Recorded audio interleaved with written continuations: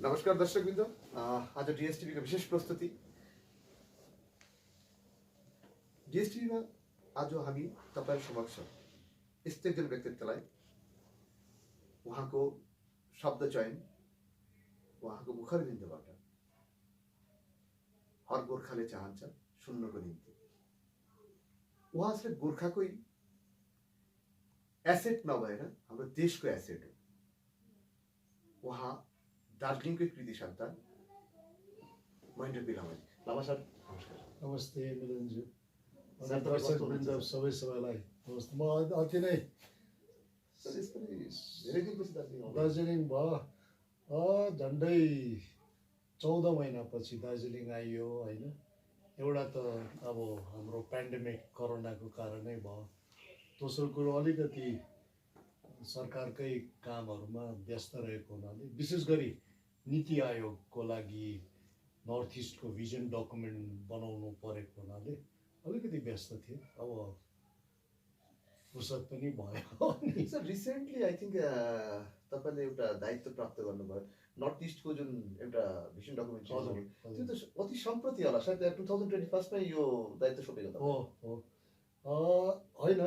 त्यो मलाई 2020 मा नै नीति आयोगले एउटा नर्थ इस्टको लागि 2035 को भिजन डकुमेन्ट बनाउनु पर्छ भनेर, अनि यो भिजन डकुमेन्ट चाहिँ हाम्रो माननीय प्रधानमन्त्रीको इन्डिया भिजन डकुमेन्ट 2035 भित्र जान्छ भनेर भनेपछि हामीले काम सुरु गर्यौँ। अनि म नै प्रिन्सिपल अथर भएको हुनाले अहिले हामीले बुझायौँ पनि।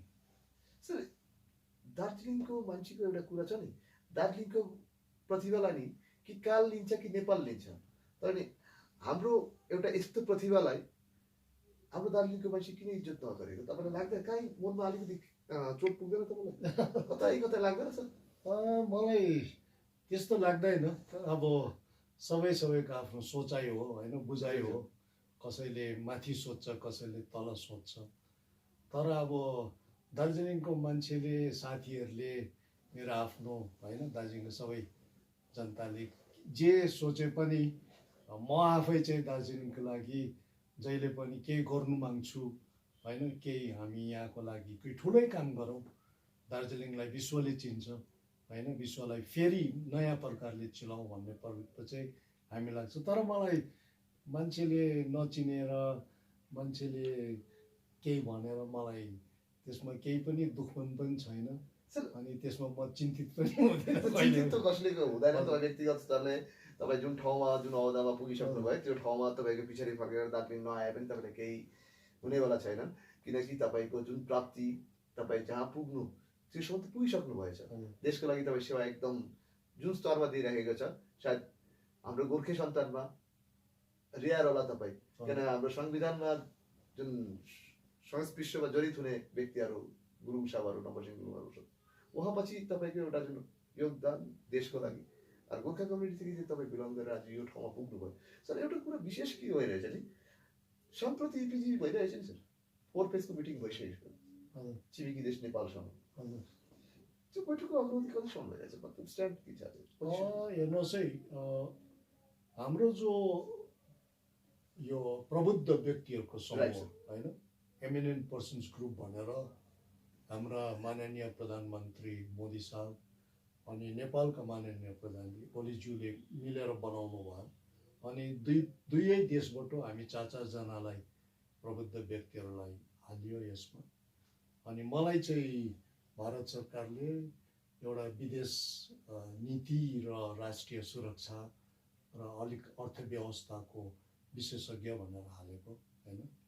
धेरैले माया गरेर होला सायद। सर तपाईँको योग्यता क्वालिटी थिएन भने त्यो ठाउँ हाल्ने कुरै आउँदैन नि त। तपाईँको त माया होइन नि सर, तपाईँको आफ्नो चिज आफूले त सिनाइदिनु भयो। धेरैले माया गरेर मलाई यहाँनिर के भन्दो रहेछ भने गोर्खाको प्रतिनिधि भनेर हालेको भनेर होइन।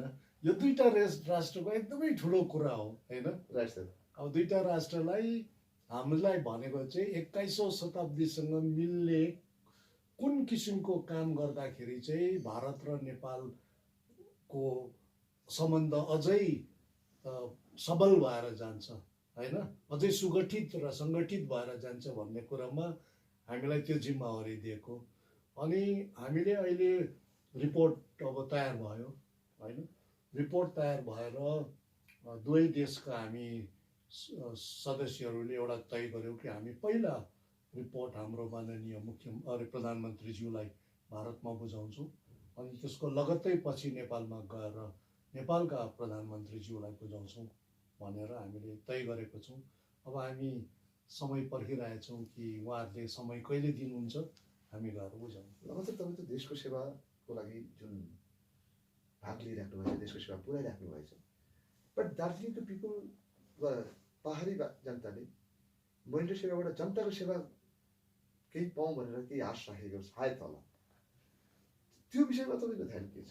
मैले हेर्नुहोस्, जनताले आशा राखेको छ छैन अब त्यो मलाई थाहा छैन होइन, तर मैले गर्नुपर्ने काम मेरो ठाउँको लागि, मेरो जातिको लागि होइन, अनि मेरो जन्मस्थानको लागि मैले गर्दै आएकै छु। अनि मेरो ठाउँ भनेको, मेरो जाति भनेको केवल गोर्खा जाति मात्रै होइन, मेरो जाति भनेको हामी सम्पूर्ण यो छुट्टै राज्यमा बस्ने जम्मै बङ्गालीदेखि लिएर तपाईँको मारवाडी, बिहारी, कोचेमेचे होइन, हाम्रो सबैको लागि हामीले गर्ने भनेर एउटा ठुलो सोच लिएर भनेर हामीले गर्छौँ। अनि छुट्टै राज्य पनि हेर्नुहोस् है मिलनजी, छुट्टै राज्य पनि यो हाम्रो लागि खालि होइन, छुट्टै राज्य बङ्गालीलाई पनि चाहिन्छ, छुट्टै राज्य मुसलमान दाजुभाइलाई पनि चाहिन्छ, छुट्टै राज्य के अरे हाम्रो मारवाडी साथीहरूलाई पनि चाहिन्छ, सबैलाई चाहिन्छ, तर सबैले आफ्नो आफ्नो कारणले चाहिन्छ। कसैलाई अझै ठुलो बिजनेस होस्, कसैलाई अझै ठुलो इम्प्लोइमेन्ट होस्, हामी गोर्खाहरूलाई चाहिन्छ कि हाम्रो आइडेन्टिटीको इस्यु सल्भ होस् भनेर। त छुट्टै राज्यमा तपाईँ हामीले यो केवल हामी गोर्खाहरूको छुट्टै राज्य होइन, यो सबैको लागि छुट्टै राज्य हो भनेर हामीले भन्दैछौँ। र यसको लागि हेर्नुहोस्, मैले जहाँ पनि लड्नु छ, इलेक्सन लडे हारे होइन, जित्नेहरू कहाँ पुगे, तर अब हामी हार्नेले सबै बोझ भार लिएर नै हामी काम गर्दैछौँ होइन। अनि सबै कुरो सबैलाई बताउनु पर्छ भन्ने पनि छैन होइन, काम गरि नै राख्छौँ। जस्तै 2017मा यहाँनिर 3 महिना बन्द हुँदा मैले जति लेखेँ राष्ट्रिय न्युज पेपर्सहरूमा, जति टेलिभिजनमा बोले, त्यतिको सायद यो क्षेत्रबाट कसैले पनि गरेन होला होइन। अरू म जति यहाँनिर दार्जिलिङ आएँ, त्यो बन्दमा म चाइनामा पढाउँदै थिएँ र पनि आएँ, यहाँनिर आएर सबै साथीहरूलाई मिलाउने कोसिस गरेँ। तर कहीँ न कहीँ मलाई कस्तो लाग्छ भन्दाखेरि, जबसम्म हाम्रो साथीहरू एक हुँदैनन् र ठुलो सोच्दैनन् र राम्रो दिशातिर लाग्दैनन्, तबसम्म तपाईँ हामी 1-2 जना व्यक्तिले यहाँ केही पनि गर्नु सक्दैन। कारण किन छ सर, तपाईँले भन्नुभयो नि 1-2 जना व्यक्ति, बट हेर्नुहोस्, गान्धीजीले आवाज उठाएको थियो, हामी स्वतन्त्रता पायौँ, नेताजीले आवाज उठाएको थियो, मुझे खून दो मैं तुमको आजादी दूंगा, लेकिन कतै महेन्द्र पी लामाको मुखबाट गोर्खा बहुल जुन क्षेत्रलाई लिएर एउटा कुछ व्यवस्था दीर्घकालीन जुन एउटा व्यवस्थाको माग वा डिमान्ड जोई भन्नुहोस्, हो ठिक भन्नुभयो नि तपाईँले। त्यही कारणै त हामीले हेर्नुहोस् है, मलाई सबै साथीहरूले दिल्लीमा त्यही भन्छन् कि मैले हाम्रो लागि किन नपाउँदाखेरि भन्दाखेरि हामीले किन पाएको छैन, सबैले पायो। देश स्वतन्त्रता सङ्ग्राममा जति पनि होमिएका थिए, खुदिराम बोसदेखि प्रफुल्ल चाकीदेखि लिएर उता हाम्रो के अरे भगत सिंहदेखि लिएर होइन, सबैले आफ्नो आफ्नो योगदान अनुसार पाए, तर गोर्खाहरूले पाएन भनेर होइन। अनि 2टा कारणले पाएन। एउटा कुरो हेर्नुहोस्, तपाईँ हामीले पाउने जग्गामा गएर ठिक आवाज उठाउन सकेनौँ, ठिक समयमा उठाउन सकेनौँ, ठिक प्रकारले उठाउन सकेनौँ। यो अहिलेसम्म पनि जारी छ, अहिले पनि भएको छ, यो चलिरहेको छ हेर्नुहोस् है। अनि दोस्रो कुरो पाएनौँ, हेर्नुहोस्, हामी जति पनि पहाडवासीहरू छौँ, हामी अरू जातिहरू भन्दाखेरि अलिकति पछाडि छौँ। आज तपाईँले बङ्गाली जातिलाई हेर्नुभयो भने उनीहरूले किन पायो भन्दाखेरि उनीहरूको 12 पिँढी पढिसकेका छन् होइन, 12 generations they are educated, 13 generations.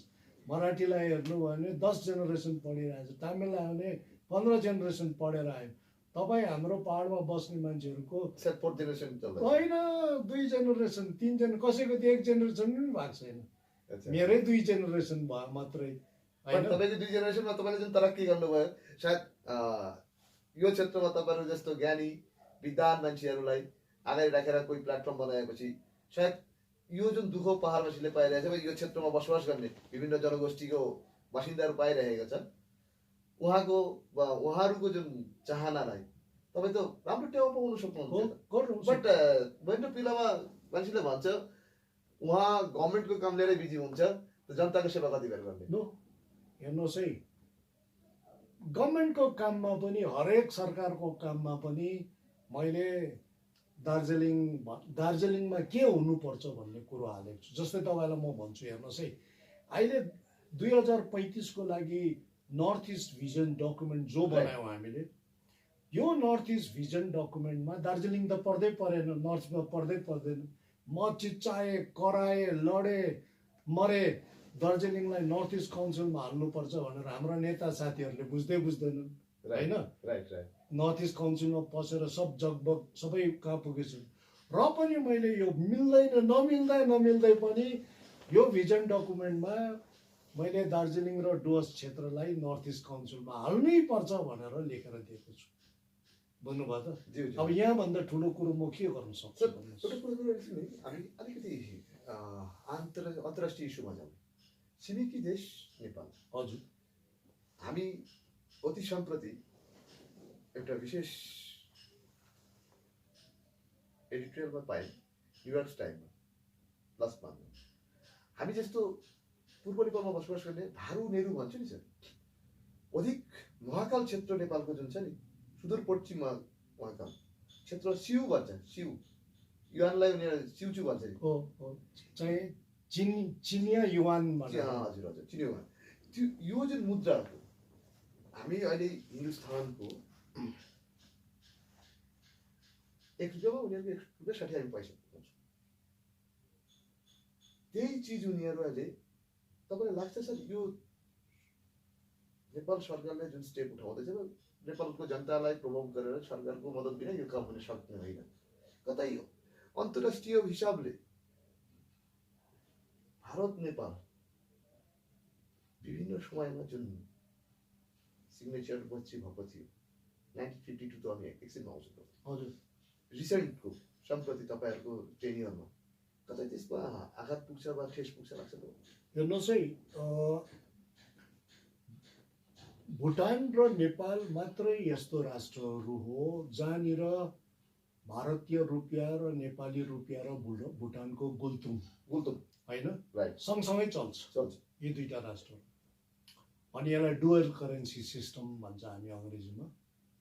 अनि नेपालमा 1954 सालसम्म जबसम्म त्यहाँको नेपालको राष्ट्रिय ब्याङ्क, सेन्ट्रल ब्याङ्क, हाम्रो रिजर्भ ब्याङ्क जस्तै बनिएको थिएन, तबसम्म भारतीय रुपियाँ जो थियो, भारतीय रुपियाँ नेपाली रुपियाँ भन्दा ज्यादा सबै जग्गामा चलाइन्थ्यो।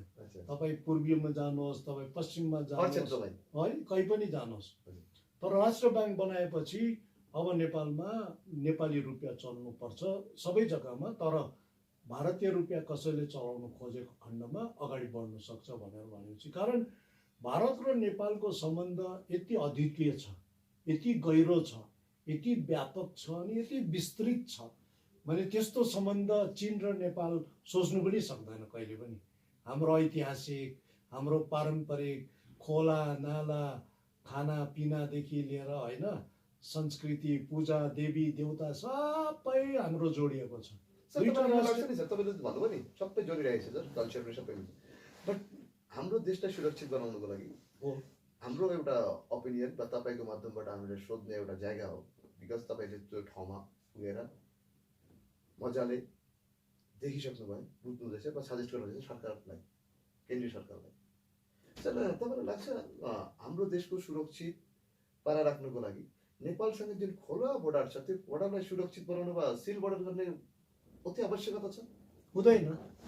हेर्नुहोस् है, नेपाल र भारतको जस्तो किसिमको अङ्ग्रेजदेखि चलिआएको सन्धि छ 1923 को सन्धि भयो, त्यसपछि आएर त्यसको अगाडिको सन्धि भयो, त्यसपछि आएर भारत स्वतन्त्र भएपछि नेपाल पछि गएर राणा शासनबाट उन्मुक्ति पाएपछि 1950 को जो सन्धि छ, यो सन्धि र नेपाल र जो भुटानसँगको सन्धि छ 1949 को पछि गएर 2007 मा जसलाई एउटा संशोधित गरियो होइन, करेक्सन ल्याएको यो गरिएपछि यसमा यसको यी सन्धिहरूको वा यो व्यवस्थापनको एउटा ठुलो अध्याय चाहिँ हो खुल्ला सिमाना। बुझ्नुभयो त? ठुलो खुल्ला सिमाना जहाँ भारतीयहरू उता जान सक्छन्, नेपालीहरू यता आउन सक्छन्, भुटानकाहरू यता आउन सक्छन् होइन। अनि यो खुल्ला सिमाना अहिलेसम्म यो खुल्ला सिमानाको जो व्यवस्था छ अति नै राम्रो प्रकारले व्यवस्था चलिरहेको छ। दुईटा राष्ट्र सार्वभौमिक राष्ट्र हो, नेपाल सार्वभौमिक राष्ट्र, सोभरेन कन्ट्री, इन्डिया सार्वभौम होइन। उता फेरि भुटान त्यस्तै, यता इन्डिया त्यस्तै। अब हाम्रो कहिलेदेखि चलिआएको यो एउटा व्यवस्थापन हो। तपाईँ फेरि युरोपमा हेर्नुहोस्, युरोपमा इङ्ल्यान्ड, फ्रान्स, स्विजरल्यान्ड, इटली होइन, यिनीहरू सबै वन बोर्डर थियो होइन।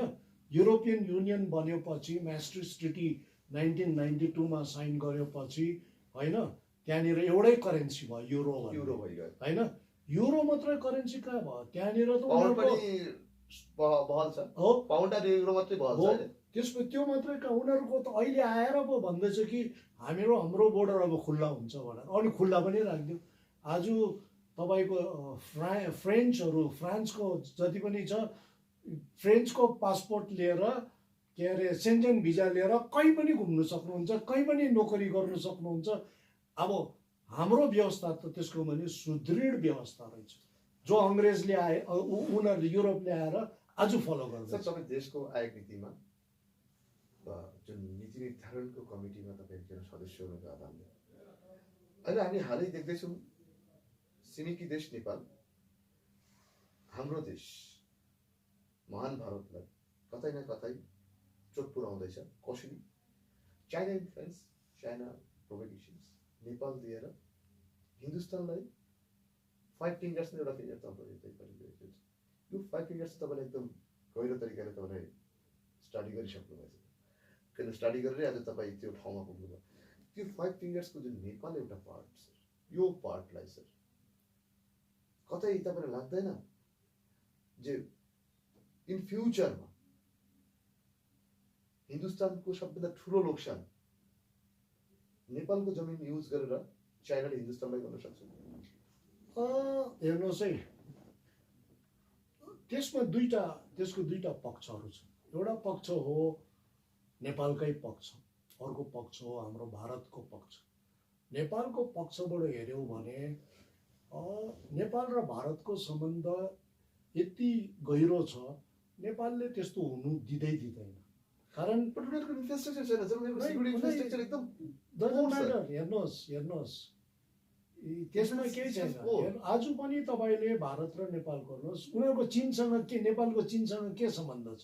नेपालको चीनसँग सम्बन्ध भएको टिबेटले गर्दा हो होइन त, तिब्बतले गर्दा होइन।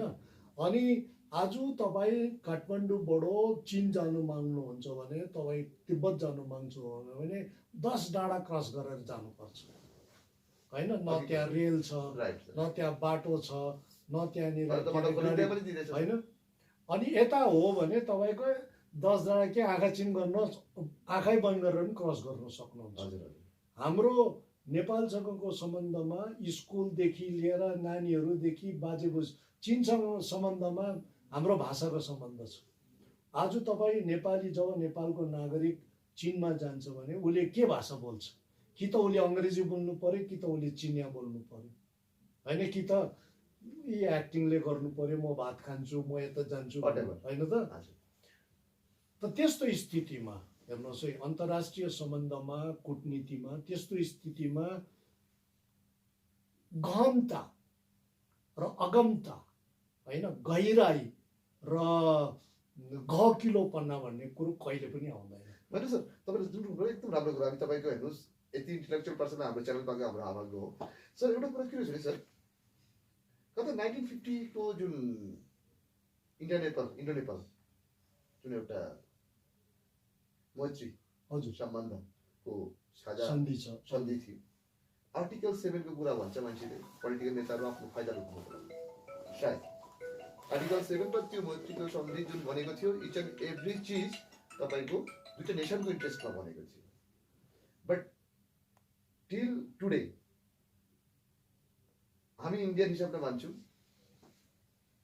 फर्स्टै म इन्डियन हो, देन म कोही कम्युनिटीबाट बिलङ गर्छु, त्यसमा कोही सक छैन। दुईटा नेसनको वा जाति वा देशको लागि जुन सन्धि भइसक्यो, त्यो सन्धिलाई कतै रद्द गर्नु, कतै वा केही यसको करेक्सनल इस्यु राख्नु, कतै यो सम्भव छ? हेर्नुहोस् है, अब साथीहरूले किन उठाउँछन् कसो उठाउँछन् भन्ने कुरो अलगै हो होइन। तर मेरो आफ्नो व्यक्तिगत ओपिनियन, मैले पनि अलिकति भए पनि पढेको छु। सर तपाईँ पढेको होइन, तपाईँ विद्वान भनेर तपाईँ आज त्यो ठाउँमा पुग्नु भयो। मैले अलिकति देखेको छु। म पनि अब भारत सरकारको माथि नै बसेर काम गरेको, भित्रै बसेर काम गरेको। म त अब प्रधानमन्त्रीको राष्ट्रिय सुरक्षा समिति सल्लाहकार समितिको सदस्य हो होइन। अनि मलाई कस्तो लाग्छ भन्दाखेरि हामी भारतीय गोर्खाहरूले नेपाल भारतको जो सन्धि छ 1950 को, त्यसलाई रद्दको हिसाबले हेर्नै हुँदैन। कारण त्यो दुईटा सार्वभौमिक राष्ट्रहरूको सन्धि हो। राइट सर, बुझ्नुभयो त? राइट। त्यो सन्धिसँग हाम्रो भारतले राष्ट्रले बङ्गलादेशसँग पनि गर्नु सक्छ, गरेको छ, अमेरिकासँग पनि गर्नु सक्छ, चीनसँग पनि गर्दै आएको छ। त्यसमा चीन र भारतको सन्धिसँग तपाईँ हाम्रो केही सम्बन्धै छैन। नेपाल र भारतको सन्धिसँग त्यो दुईटा ठुलो राष्ट्रहरूको सन्धि हो होइन। तर त्यो सन्धिले यदि तपाईँ हामीलाई कहीँ आघात पुर्याउँछ भने त्यो त सन्धिदेखि बाहिरको कुरा हो। आघात पुर्याउने काम त सन्धिभित्रले त एउटा रेखा कोर्दियो, रेखा कोर्दा नेपाली यता आयो, भारतीयहरू उता गयो होइन। भारतीय उता जाँदा आघात पुग्यो कि पुगेन त्यो हामी जान्दैनौँ। तर नेपाली यता आउँदाखेरि चाहिँ हामी भारतीय गोर्खाहरूलाई, नेपाली नागरिक र हामी भारतीय गोर्खाहरूको भाषा संस्कृति लगभग एउटै भएको कारणले हामीलाई एउटा प्रत्यक्ष रूपमा होइन परोक्ष रूपमा present Bangladesh, present before East Pakistan absolute and West Bengal उनीहरूको, तर उनीहरूको आफ्नै राज्य भएकोले गर्दा चाहिँ उनीहरूलाई त्यस्तो केही फिलिङै हुँदैन। हाम्रो राज्य नहुँदाखेरि चाहिँ हामीलाई अलिकति आघात पुर्यायो। अब त्यो आघात पुर्याउने काम चाहिँ सन्धिको काम होइन। सन्धिलाई रद्द गरेर सन्धिलाई यो आघात पुर्याएको त्यसलाई जो त्यसको औषधि चाहिँ, त्यसको दबाई चाहिँ हामीलाई भारत सरकारले कुनै किसिमको संवैधानिक वा न्याय के संवैधानिक र नियम कानुनसँग जोडिएको एउटा के सुरक्षा दिनुपर्छ। त्यो त त्यसको त सर सेन्ट्रलले पनि सर जुन भन्नुहुँदै, तपाईँ त सेन्ट्रलसँग एकदम संलग्न मान्छे हो। यो सुरक्षाको त जग्गामा हेर्नुहोस्, स्टेट विदिन स्टेट जो हामी 1969 मा आसामदेखि मेघालय पाएको थियौँ। देन आफ्टर 2 इयर्समा फुल प्रेजेन्टली स्टेट, त्यसमा only for high courts, governor and sent. Absolute. भएर दार्जिलिङको लागि तपाईँ यो प्रपोजल किन नराखेको यत्रो दिन? मैले होइन, मलाई मौका दिनुहोस् न, मैले तपाईँलाई मौकाको लागि तपाईँ जनप्रतिनिधि भएर आउनुपर्ने त छ तपाईले। मलाई मौका दिनुहोस् न। हामीले पार्लियामेन्टमा जान्छु भनेको त त्यसै त होइन नि त। पार्लियामेन्टमै जानु हो भने त मलाई, मैले यहाँबाट नगएर म अरू जग्गाबाट पनि त जानु सक्छु। एउटा पार्टी जोइन गरेँ, त्यो पार्टीले मलाई आसामबाट पनि पठाइदिनु सक्छ।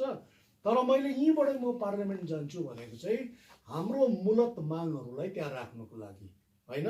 यदि हामीले 2014 मा इलेक्सन चाहिँ जितेको भए आज म तपाईँलाई भन्छे कमसेकम 4वटा काम चाहिँ अहिलेसम्म भइसक्ने थियो। जस्तो सर तपाईँले जुन राख्नुभएको थियो सर, एउटा काम भइसक्ने थियो।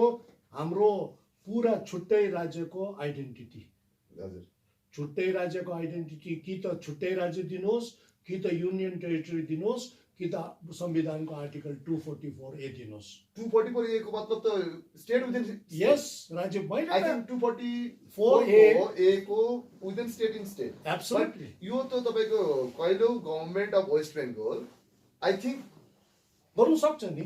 दिँदैन होइन। सके पनि त तपाईको त्यो माग्ने एउटा कुरा छ नि सर, माग्नेलाई एभाइलेबल हुनु पर्यो नि त, एब्सोल्युटली दिनेलाई पनि ताकत दिनु पर्यो नि त। हाम्रो त- तपाईँ यही इस्यु उठाउनुहोस् त सर। हाम्रो नेता साथीहरूलाई 244A भनेपछि थाहा पनि छैन। हामीले इलेक्सनमा पनि सर हामी भन्यो त तपाईँ 244 भन्दाखेरि मैले भने स्टेट विदिन स्टेट हो। भन्दिनु नि सर। राज्यभित्रको राज्य मैले त पुरै लेखेको छु यसमा।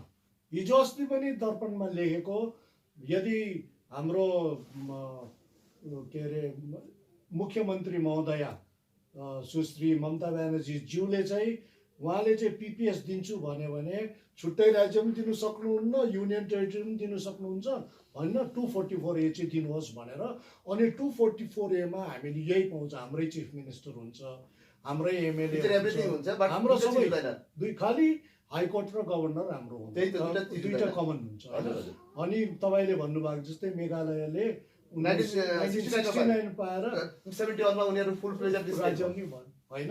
राइट। अनि यो बाटो जुन भन्नु, तर अब यो चारवटा काममा मैले भने नि यो काम त हामी फत्ते गरेरै आउने थियो। दोस्रो काम हेर्नुहोस्, हामी अहिलेसम्म यो 6 वर्ष 7 वर्षसम्ममा यहाँनिर सेन्ट्रल इन्स्टिट्युसन्सहरू एटलिस्ट 3वटा चाहिँ ल्याउँथ्यौँ हामीले। मेडिकल इन्स्टिट्युट, एउटा सेन्ट्रल युनिभर्सिटी कि त आइआइटी, यो 3टामा हामी ल्याउँथ्यौँ। अनि त अधुरा सपना भइरहेको देन चौथा काम हामी यहाँ दार्जिलिङ र डुवर्स क्षेत्रलाई नर्थ इस्ट काउन्सिलमा हाल्थ्यौँ। नर्थ इस्ट काउन्सिलमा हाल्ने साथ गभर्मेन्ट अफ इन्डियाको 10% जम्मै मिनिस्ट्रीको बजेट हामीले पाउँथ्यौँ। हाम्रो नानीहरूको रिजर्भेसन्स हुन्थ्यो, कोटा हुन्थ्यो पढ्नुको लागि, हाम्रो के अरे सबै इन्स्टिट्युसन्सहरूको हाम्रो सेयर हुन्थ्यो, सिक्किम जस्तै आसाम जस्तै होइन।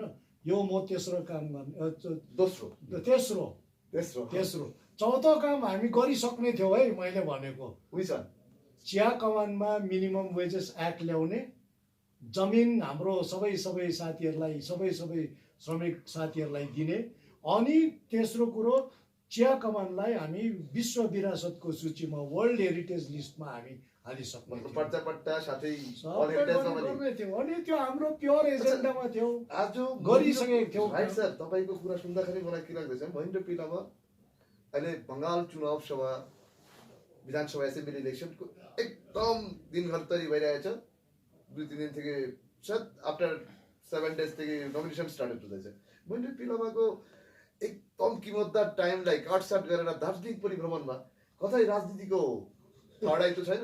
कतै राजनीतिको गन्ध त छैन, होइन त्यस्तो होइन। हेर्नुहोस् है, अब म पनि अलिकति पढे लेखेकोले सर तपाईँ यति अलिकति पढेको छ त्यो हाम्रा देशको लागि होइन, तपाईँले सिलेक्टेड हुनुहुन्छ सर, यति अलिकति पढ्नु भयो सर। त्यो त्यति गरेकोले राजनीति मलाई पनि मनपर्छ होइन। म राजनैतिक प्राणी नै हो, त्यसमा केही पनि छैन। कारण म दैनिक जीवनमा पनि जर्नलिस्ट साथीहरूसँग, पोलिटिकल लिडर्सहरूसँग, ब्युरोक्रेसीहरूसँग देशको राजनीति के हो, अमेरिकामा के भइरहेको छ, चाइनामा के भइरहेको छ, के अरे ब्राजिलमा के भइरहेछ होइन। अहिले अब के अरे नाइजेरियातिर के भइरहेको छ भन्ने कुरोहरू त्यो अब हामी एकदम डिस्कस गर्छौँ। हो त्यो मेरो क्षेत्रकै कुरो पनि भएको हुनाले। तर अब दार्जिलिङमा यसरी आउँदाखेरि कसैले राजनीति गर्न आएछ भनेपछि सर तपाईँले राजनीति गर्ने आएछ भन्दैन, तपाईँलाई एउटा मान्छेले अन्तर्दृष्टिमा हेर्छ, दृष्टिकोणमा हेर्छ। अहिले त सम्प्रति पहाडमा एउटा चर्चा छ, विनय वनितको पोलिटिकल एडभाइजर महेन्द्र पिलामा। हजुर हेर्नुहोस्, उहाँहरूलाई धेरै धेरै धन्यवाद। म जस्तो एउटा साधारण व्यक्तिलाई एडभाइजर बनाउनु भयो उहाँहरूले। अब उहाँहरूलाई नै थाहा छ म एडभाइजर हो कि होइन होइन। तर मलाई तपाईँले सोध्नु भयो भने म त एडभाइजर हो। म अहिले एडभाइजर बसेको खालि सिक्किम सरकारको हो। हजुर त्यहाँको म प्रमुख आर्थिक सल्लाहकार, चिफ इकोनोमिक एडभाइजर भएर बसेको छु। अनि त्यहाँ मलाई क्याबिनेट मिनिस्टर देख्छ। त्यो बाहेक एडभाइजरी रोल सायद म भारत सरकारसँग फरेन मिनिस्ट्रीमा अलिकति गर्छु होला होइन, अरू मिनिस्ट्रीमा अलिकति गर्छु उहाँहरूले जब बोलाउनुहुन्छ। तर अब हाम्रो दार्जिलिङमा मेरो एडभाइस भन्दा धेरै पढे लेखेको साथीहरू छन्, जानेका छन्। हाम्रो के अरे गोजमुमो 1 का गोजमुमो 2 का उहाँहरू त लिडरहरू हुन्छ, यति ठुलो लिडरहरू सबैले माने, उहाँहरूलाई एडभाइसको त जरुरतै नहुनु पर्ने, त्यो पनि एउटा के अरे हारेको मान्छेबाट त एडभाइस बिनामा जस्तो व्यक्तित्वकोबाट हामी त केही अब अलिकति सिक्दैछौँ अहिले पनि होइन। तर हेर्नुहोस् यो स्थिति हुँदै पनि दार्जिलिङको मान्छेलाई म के भन्न माग्छु यति बेला भन्दाखेरि हेर्नुहोस्, तपाईँ रुखकै छारीमै बस्नुहुन्छ भने, तपाईँ रुखको छारीमै बस्नुहुन्छ भने भलाएको रुखको छारीमा नबस्नुहोस्, बर्कै रुखको छारीमा बस्नुहोस्। म दार्जिलिङको मान्छेलाई यति बेला त्यही भन्छु। अब बुझ्नेले बुझिहाल्छन् मैले के भन्दैछु। सर तपाईँले त जुन इन्डिकेट गर्नुभयो राज्यभरि जय श्रीरामको आवाज उठ्दैछ त्यतै तपाईँले इन्डिकेट गर्नुभयो। मैले के भनेको भन्दाखेरि जसले दिनु सक्छ त्यतैपट्टि जानु पर्यो। तपाईँले प्रश्न गरिहाल्नु भयो, म उत्तर पनि दिइहाल्छु होइन। हेर्नुहोस् है, 10 वर्षमा हाम्रो तृणमूल सरकार एउटा ठुलो विश्वास आस्था लिएर मान्छेले भोट दिएर आयो। बङ्गालमा तृणमूल सरकारले के गर्यो कसो गर्यो अब त्यो तपाईँ हामी बसेर निर्क्युल गर्नु पर्ला, इकोनोमिक सर्वे पढ्नु पर्ला। तपाईको सब्जेक्टमा पर्छ, तपाईँ त आसानीसँग बोल्दिन सक्नुहुन्छ, हाम्रो पर्दैन सर, हामी बोल्न सक्दैन सर। तर दार्जिलिङ डुवर्स क्षेत्रमा तृणमूल सरकारले गत 10 वर्षमा कुनै पनि ठोस काम गरेन। अङ्ग्रेजीमा हामी यसलाई भन्छौँ लिखा जुम्रा मार्ने काम। बुझ्नुभयो? हजुर हजुर हजुर, लिखा जुम्रा मार्ने काम सानो काम गर्यो, मारिटो गर्यो, यो गर्यो त्यो गर्यो होइन। हामीलाई चाहिएको हामीलाई हत्तीमा चढाउने काम। बुझ्नुभयो त? Right sir. तपाईँले आज हेर्नुहोस्, कुनै पनि कुरो छोड्नुहोस्, 10 वर्ष अगाडिको दार्जिलिङ हेर्नुहोस्, कुनै पनि छुनुहोस्, सब बिग्रियो। कुन कुरो चाहिँ सप्रियो दार्जिलिङमा भन्नुहोस्। अब तपाईँ नेताले हो गर्दा हो कि सरकारले गर्दा हो कि जिटिएले गर्दा हो कि के अरे मान्छेको सोचले गर्दा हो कि भन्ने कुरोमा तपाईँ हामी बहस गर्न सक्छौँ, परिचर्चा गर्न सक्छौँ। तर आज स्थिति के भयो भन्दाखेरि सब राजनैतिक पार्टीसँग जोडिएको छ। तपाईँ पनि जोडिनु भएको छ, उहाँ पनि जोडिनु भएको छ, बाजे पनि जोडिएको छन्। आज गएर सोध्नु तपाईँ कुन पार्टीमा हुनुहुन्छ भन्यो भने म गोचुमुमु 2 मा, अर्कोले गोचुमुमु 1 मा, अर्कोले गोरोमुमु छन्। तर तपाईँ उकालो लाग्ने हुँदैछ कि ओह्रालो लाग्नु हुँदैछ कि तेर्सो लाग्नु हुँदैछ कि तलतिर झर्नु हुँदैछ कसैलाई पनि थाहा छैन। यस्तो स्थिति छ।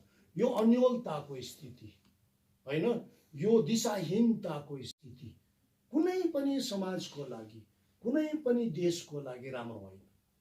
आज हाम्रो स्थिति दार्जिलिङमा यही छ। अनि तपाईँ मेरो काम हो मान्छेलाई कमसेकम दिशा त देखाइदिउँ। बाबु यहाँ जाँदाखेरि चाहिँ तपाईँले पर्खाल भेट्नु हुँदैन है भनेर पाहाड चढ्नु सक्नुहुन्छ। प्योर डिप्लोमेट हो। डिप्लोमेटको हर शब्दमा तपाईँले डिप्लोमेटको जुन पोलिसी छ हर चिज निकालिदिनु। तपाईँ सबै बोलिदिनु भयो। तर म जुन जय श्रीराम भन्दाखेरि म पार्टीको नाम भनेको थिएन। जय श्रीराम एउटा धर्मीय सम्बोधन हो। सलाम अलैकुम भन्ने पनि सकिन्छ, जय सियाराम पनि भन्ने सकिन्छ, राम राम पनि भन्ने सक्छ। हामीले जुन आधारले तपाईँलाई प्रश्न राखेको थियौँ, तपाईँले त्यो आधारले इन्डिकेट गरेर के बुझाइदिनु भयो जनतालाई जे प्रभाव मतलब यसमा घुमाएर हुने पनि तिमी मुखले नै खाने नाक तेरा घुमाऊ, तर पनि बिजेपीलाई तिमीहरू समर्थन गर कतै होइन।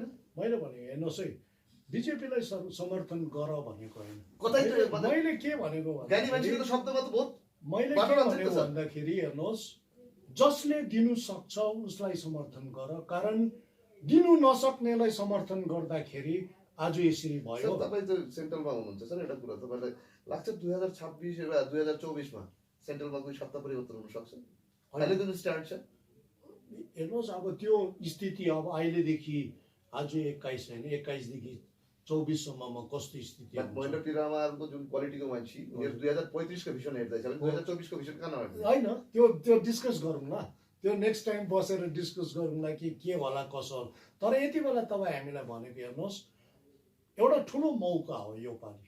हरेक चुनाव एउटा मौका छ, राइट सर होइन। हामीले हरेक चुनावमा मौका गुमायौँ। किनकि भन्दाखेरि मौका तपाईँले जितेर त पठाउनु भयो नि, तर तपाईँले खास ठाउँमा गएर भन्नै सक्नु। हाम्रो आज के अरे हाम्रो राजु विष्टज्यूले बुझ्नुभयो, एउटा राम्रो बाटो चाहिँ देखाइदिनु भयो। उहाँले यो गर्नुभयो त्यो गर्नुभयो होइन, उहाँले एउटा राम्रो बाटो देखाइदिनु भयो कि कमसेकम संसदमा गएर पनि बोल्नु सक्ने मान्छेले चाहिँ बोल्दो रहेछ है भनेर चाहिँ देखाइदिनु भयो।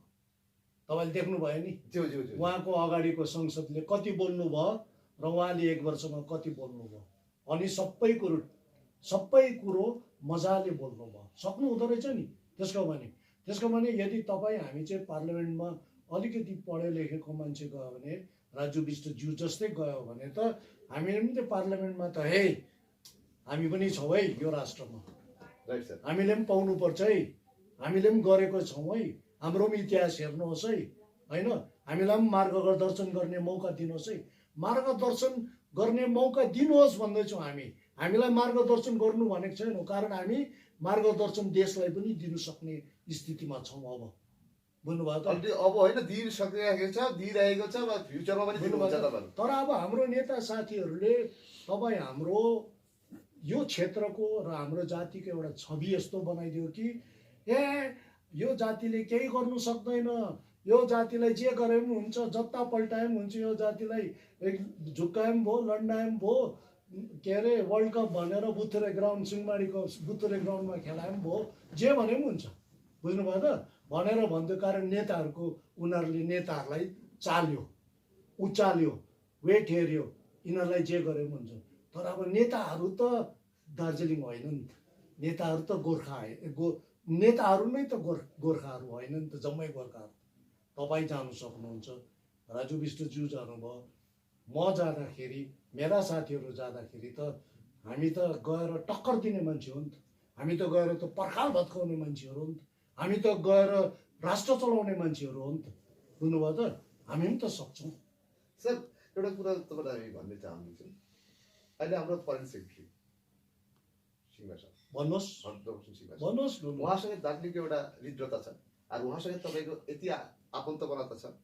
उहाँ केही दिन पश्चात सिक्किम पश्चिम बङ्गाल दौरामा आउनुहुँदैछ, परिक्रमा। उहाँलाई लिएर तपाईँले केही परिकल्पना दार्जिलिङमा ल्याउनु होइन? हामीले हेर्नुहोस् है, उहाँ नै एउटा प्रतीक हुनुहुन्छ कि दार्जिलिङमा क्षमतावान व्यक्तिहरू पनि छन् है भनेर। उहाँ त पछि आयो। विदेश नीति बनाउनेको होइन, प्रधानमन्त्री र विदेश मन्त्री बाहेक नम्बर 1 ब्युरोक्रेट फरेन सेक्रेटरी भएर हाम्रो हर्षवर्धन श्रीङ्गला ज्यू रहनु भएको छ। त्यसको भने उहाँ कहाँको? दार्जिलिङको होइन। उहाँको अगाडि अर्को विदेश सचिव हुनुहुन्थ्यो जयशंकर होइन, छोकिला आयर भन्नुहोस्, छोकिला आयरज्यू होइन। त्यसको भने यो दार्जिलिङ मान्छे त नभएको होइन रहेछ। उहाँको टास्क थियो दार्जिलिङसँग गहिरो टास्क थियो।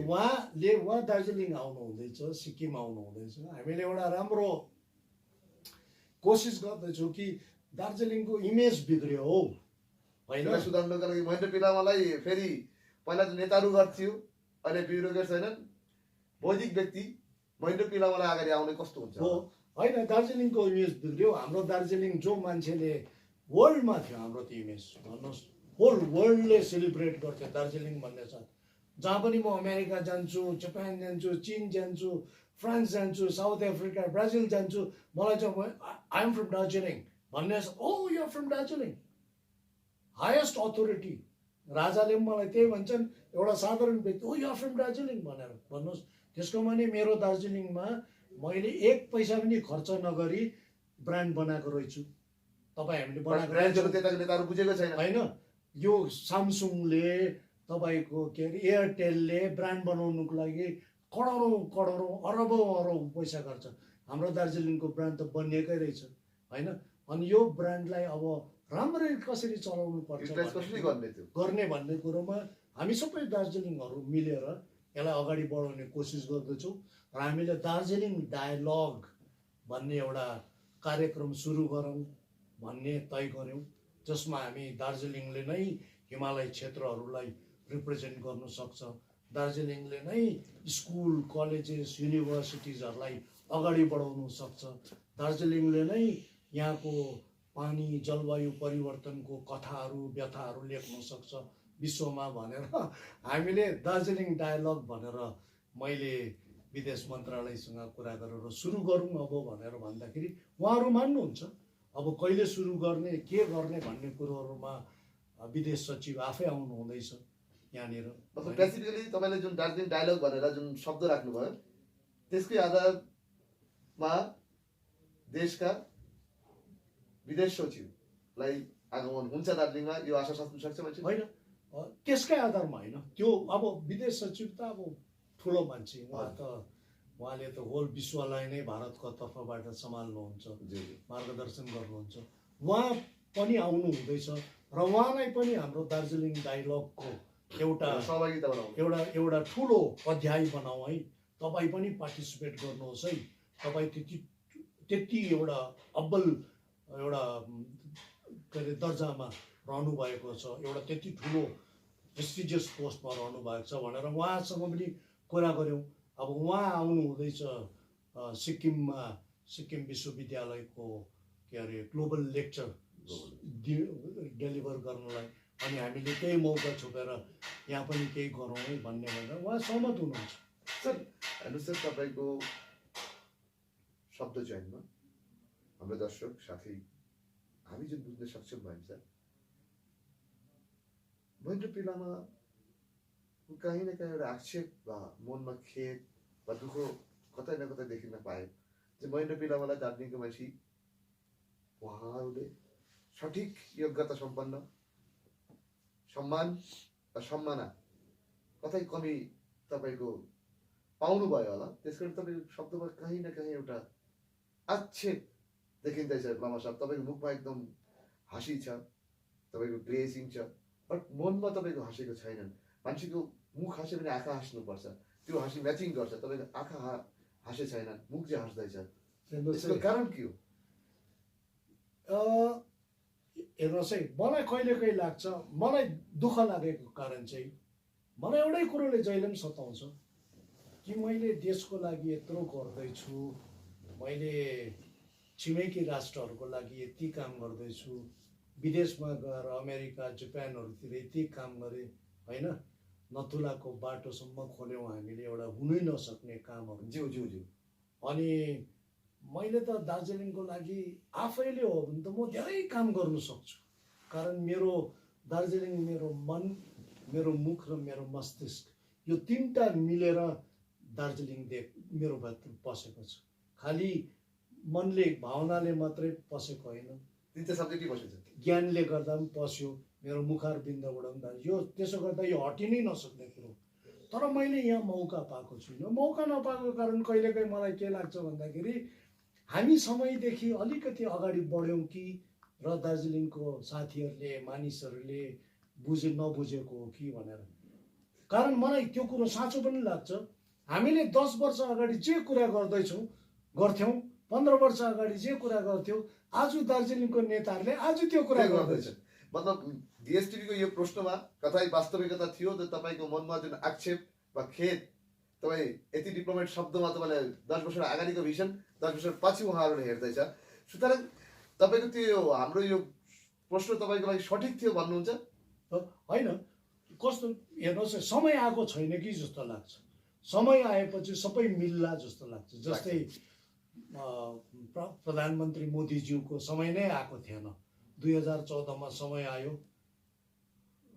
होइन। और समय यस्तो प्रकारले आयो जब के अरे भगवान देता है तो छप्पड फाड के देता है भन्छ होइन। अनि कसैले भन्छ जब भगवानले दिन्छ त थप्पड मारेर दिन्छ भन्छ होइन। सबै थप्पड पनि मारेरै दियो, छप्पड पनि फाडेर दियो, मजाले आउनुभयो होइन। ममता ब्यानर्जीज्यू आउनु हुँदाखेरि कसैले सोचेको थिएन कि 2035 सालको सिपिएमको रुल, लेफ्ट फ्रन्टको रुल यहाँनिर खत्तम हुन्छ भनेर। त मलाई एक दिन यस्तै कुराकानी गर्दाखेरि हाम्रो एउटा प्रबुद्ध साहित्यिक होइन, अति नै माननीय, सबैले आदर गर्ने हाम्रो कृष्ण सिंह मोक्तानज्यूले मलाई के भन्नुभयो भन्दाखेरि, नानी तपाईँले भन्नुभएको कुरो अहिले मान्छेले बुझेको छैन, समय आएको छैन। त्यो चाहिँ किन हो भन्दाखेरि गुलाबको फुललाई फुल्नु वसन्त ऋतु पर्खिनुपर्छ। अनि यो दार्जिलिङमा तपाईँहरूको लागि वसन्त ऋतु अहिले आएको छैन। जुन दिन आउँछ तपाईँहरू फुल फुल्नुहुन्छ। करेक्ट भइरहेछ तपाईँको कुरा। इतिहास पनि त्यही हो। यही जग्गामा एउटा कुरा म तपाईँलाई भन्न चाहन्छु सर, तपाईँलाई केही दिनपछि यो राज्यको सत्ता परिवर्तन भएछ भने वा एक्जिस्टिङ गभर्मेन्ट जुन छ त्यही आएछ भने त्यो बेग्लै कुरो हो। अरू भएछ भने तपाईँ महेन्द्र पिलामा जुन पोलिसी अप्नाउन चाहनुहुँदैछ, बिजेपी गभर्मेन्ट त्यति बेला स्टेटमा पनि हुन्छ, सेन्ट्रलमा हुन्छ, तपाईँलाई ठुलो अझै एउटा दायित्व थपेर टाउकोमाथि दिएर महेन्द्र पिलामा यस्तोमा बिजी नहोस् भनेर तपाईँलाई बोझ थपिदिन्छ। त्यति बेला तपाईँ महेन्द्र पिलामा के गर्नुहुन्छ? तपाईँको अलरेडी गभर्नरको अफर तपाईँले ठोक्राइदिनु भयो, इभेन ठुल्ठुलो अफर पनि तपाईँले ठोक्राइदिनु भयो। यो कसले नजाने भने डिएसटिभीको एज एडिटर मिलन छेत्री दिल्लीमा अप लेभलसम्म पुग्ने ब्युरोक्रेट्सहरूसँग तपाईँलाई हामी सम्पर्कमा थियौँ, त्यो आधारले हामीले जानकारीमा छ। बट तपाईँको टाउकोमाथि कोही एउटा बोझ थपिदियो भने दायित्वको बोझ, त्यति बेर महेन्द्र पिलामा त फेरि देशको लागि कुद्नुहुन्छ वा त्यही दायित्व विषयमा कुद्नुहुन्छ, तपाईँको त्यो इमान्दार हुनुहुन्छ। लेकिन जातिको लागि तपाईँलाई दिने टाइम कहिले हुन्छ तपाईँले चाहिँ भन्नुहुँदैछ सर?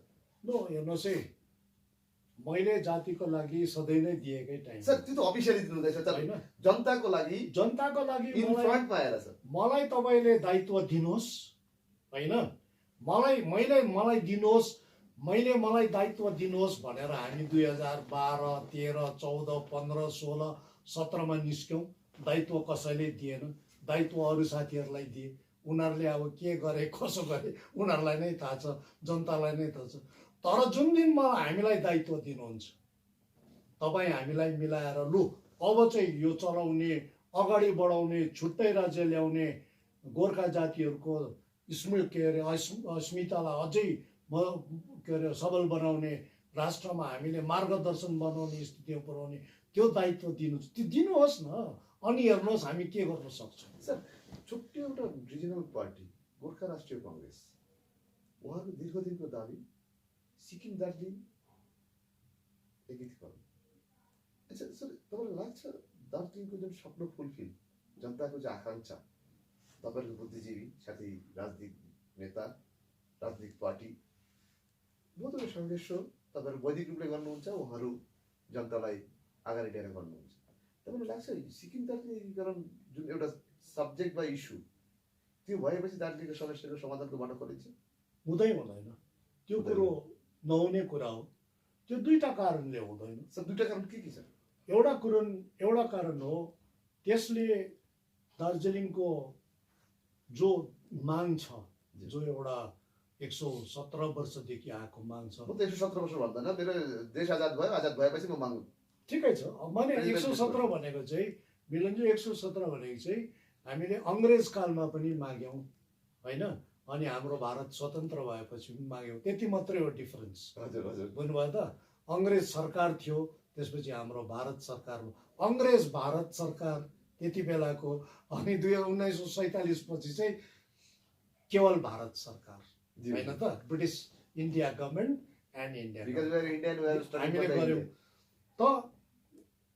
हाम्रो त्यो कदापि पनि तपाईँले जो भन्नुभयो दुईटा क्षेत्रलाई मिलायो भने इच्छा पुरा हुन्छ, त्यो कदापि हुँदैन। अनि यो कुरो एउटा सानो सोच मात्रै हो, होइन? यसमा कोही पनि सहमत हुने कुरै भएन। दोस्रो कुरो, सिक्किमको आफ्नै इतिहास छ, दार्जिलिङको आफ्नै इतिहास छ, सिक्किमको प्रजातन्त्रको आफ्नै इतिहास छ, हाम्रो प्रजातन्त्रको आफ्नै इतिहास छ, हाम्रो अर्थव्यवस्थाको आफ्नै इतिहास छ, उनीहरूको अर्थव्यवस्थाको आफ्नै इतिहास छ, होइन? त्यसो गर्दाखेरि सबै इतिहासमै नमिल्ने, अर्थव्यवस्थामै नमिल्ने, संस्कृतिमै नमिल्ने, होइन? ऐतिहासिक रूपमा भन्यो भने अहिले आएर के अरे भौगोलिक रूपमा चाहिँ तपाईँहरू मिल्नुहोस् भनेपछि यो पहिला कुरो अस्वाभाविक हो। अनि दोस्रो कुरो, यसमा दुईटै क्षेत्रलाई, सिक्किमलाई पनि घाटा हुन्छ, दार्जिलिङलाई पनि घाटा हुन्छ। अनि यो घाटाको राजनीति कसैले गर्नै माग्दैन। मतलब तपाईँले कहाँ दामी एउटा ग्याप राख्नुभयो। सिक्किम क्षेत्रलाई पनि घाटा हुन्छ, दार्जिलिङ क्षेत्रलाई पनि घाटा हुन्छ।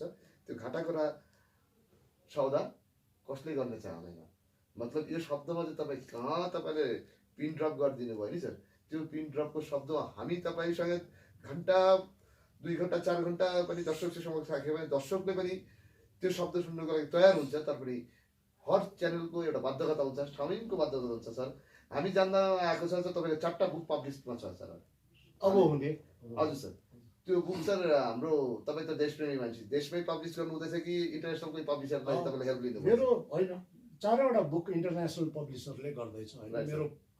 मेरो अस्तिको किताब इन्डिया र China, rethinking India China borders and security भनेर अमेरिकाको मिसिगन युनिभर्सिटी प्रेस, जसलाई एउटा one of the most prestigious publishers भन्छ, उनीहरूले पब्लिस गर्यो।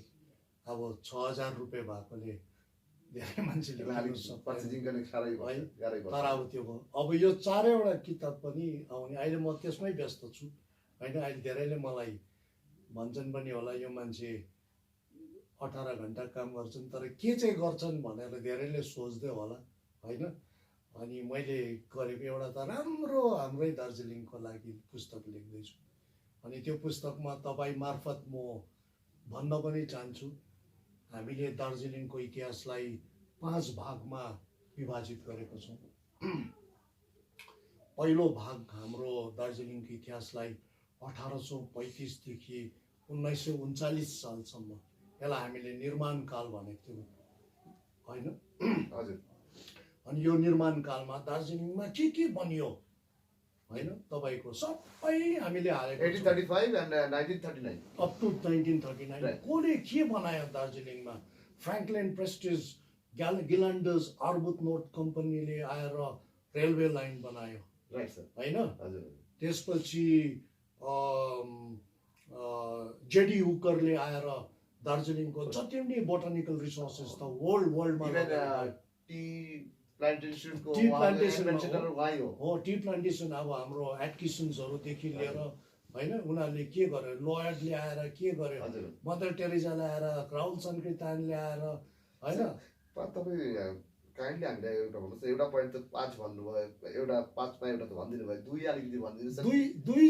दुई चाहिँ गोल्डन पिरियड अफ दार्जिलिङ, यो चाहिँ सुनौलो हाम्रो दार्जिलिङको इतिहासमा। त्यो चाहिँ हो 1940 देखि 1979 सम्म, 1940 to 1979. We consider it as a golden period in the history of Darjeeling. We have a very short history, right, but this is a golden period. एकदमै किन भन्दाखेरि हामीले 5 जना ओलम्पिक खेलाडी जन्मायौँ भने होइन। त्यति बेला माने एउटा जिल्लाले 5 जना ओलम्पिक खेलाडी जन्माउनु वर्ल्डमै भएको छैन होला होइन।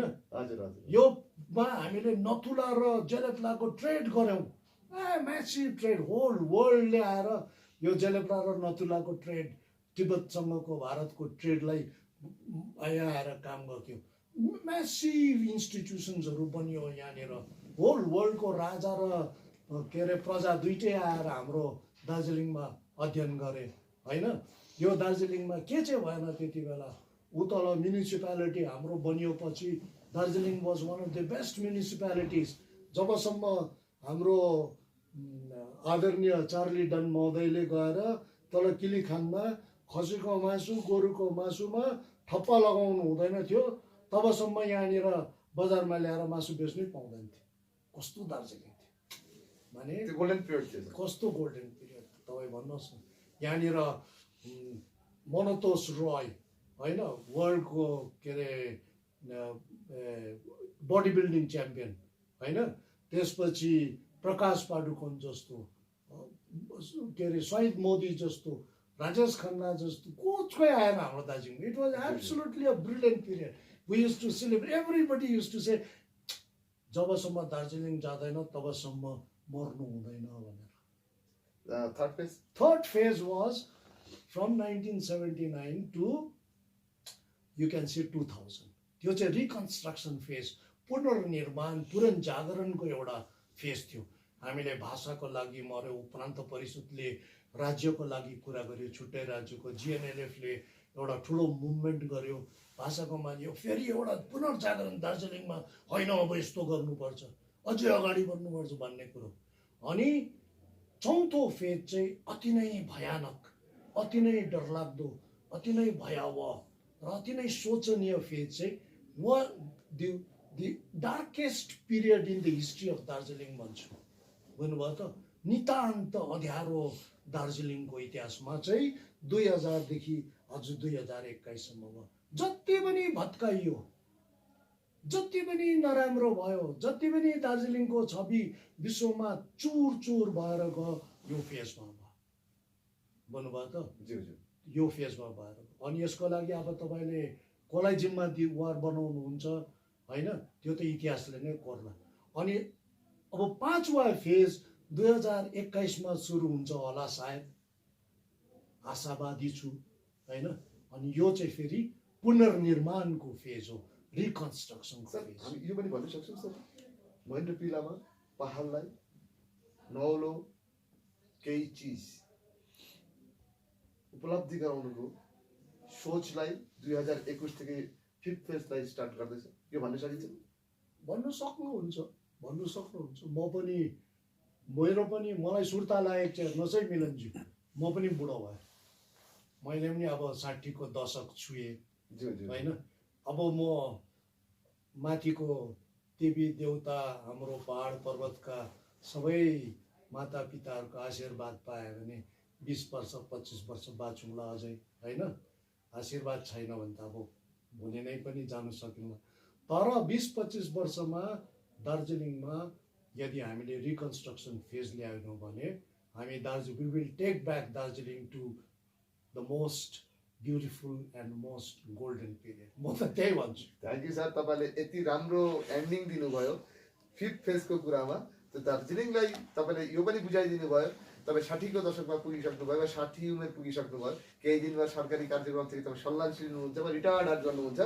देन आफ्टर पहाडको लागि तपाईँ नौलो जुन सोच विचार राख्नुभएछ त्यो हामी कहिलेदेखि हेर्छौँ दर्शकवृन्द। त्यो चिजलाई चाँडै सायद हामी तपाईँहरूको स्क्रिनमा ल्याउँछौँ, तपाईँहरूको समक्ष ल्याउँछौँ। महेन्द्र सरले आज हामीलाई यति समय दिनेको निम्ति महेन्द्र सरलाई हामी हाम्रो च्यानलको तर्फबाट धन्यवाद दिन चाहन्छौँ। उहाँ जस्तो एउटा गोर्खे सन्तान हाम्रो च्यानलमा आइदिनु भएछ। उहाँको जुन देश छोडेर विदेशमा पनि जुन नाम चलिरहेको छ, हाम्रो गोर्खेको समाजको जुन उज्यालो मुहारबिन्दु उहाँले सारा विश्वमा स्थापन गरेको छ, त्यसलाई आगामी दिनमा हामी अझै दर्शक समक्ष राख्ने कोसिस गर्छौँ। हामी समयको पाबन्दीमा तपाईँहरूसँग क्षमा चाहन्छौँ, सरसँग क्षमा चाहन्छौँ। त्यो सरलाई हामी आज दीर्घायु नगर्न सकेको। सर यति भनेर हामी तपाईँसँग बिदा लिन चाहन्छौँ। बिदा लिन अगाडि हजुरको मुखबाट हजुर, तपाईँ जुन क्षेत्रमा जन्मेको, जुन क्षेत्रमा चाइल्डहुडमा हुर्केको, त्यही क्षेत्रको मान्छेको लागि जुन चाहना राखेर तपाईँले अगाडि बढ्नु हुँदैछ, उहाँहरूको लागि के मेसेज दिन चाहन्छ? विधानसभा कि लोकसभा कि अन्त केही सेटअप? हेर्नुहोस्, हाम्रो भविष्य उज्यालो छ होइन। मलाई मेरो सबैलाई भन्छु, सबैभन्दा ठुलो कुरो नानीहरूलाई एजुकेसन दिनुहोस्। कारण अब 21 वर्षमा हामीले एउटा नयाँ पिँढी बनाउनु पर्छ, एजुकेटेड पिँढी, हाइली एजुकेटेड, एकदमै प्रतिस्पर्धा गर्ने पिँढी बनाउनु पर्छ। ऋण काटेर हुन्छ, कुखुरा बाख्रा बेचेर हुन्छ, जमिन बेचेर हुन्छ, नानीहरूलाई एजुकेसन दिनुहोस्। ज्ञानको खेती गर्नुपर्छ अनि ज्ञानको खेतीले नै हामीले छुट्टै राज्य पनि ल्याउन सक्छौँ। मिलनज्यू, तपाईँलाई धेरै धेरै धन्यवाद। धेरै दिनपछि भेटघाट भयो। हाम्रो सबै साथीहरूलाई धन्यवाद, दर्शकवृन्दलाई पनि धन्यवाद दिन चाहन्छु। Thank you.